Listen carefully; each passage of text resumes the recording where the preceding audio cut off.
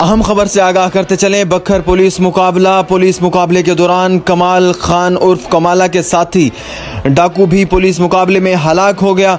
कमाले डाकू की हलाकत का बदला लेने की पुलिस को धमकी अमेज वीडियो भिजवाने वाला कमाला डाकू के साथी एहसन जुबैर अवान भी हलाक हो गए। थाना सदर की हदूद में डाकुओं की इतला पर पुलिस ने पीछा किया तो डाकुओं ने मुकाबला शुरू कर दिया। बदला की धमकी देने वाला खतरनाक डाकू साथियों की फायरिंग से हलाक हो गया। एहसन जुबैर अवान का ताल्लुक चक नंबर 53 बखर से बताया गया है।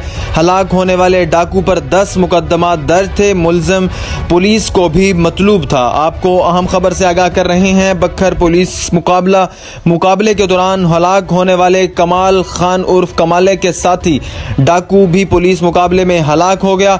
कमाले डाकू की हलाकत का बदला लेने की पुलिस को धमकी अमेज वीडियो भिजवाने वाला कमाला डाकू के साथी एहसन जुबैर अवान भी हलाक हो गए। थाना सदर की हदूद में डाकुओं की इतला पर पुलिस ने पीछा किया तो डाकुओं ने मुकाबला शुरू कर दिया। बदले की धमकी देने वाले खतरनाक डाकू साथियों की फायरिंग से ही हलाक हो गया।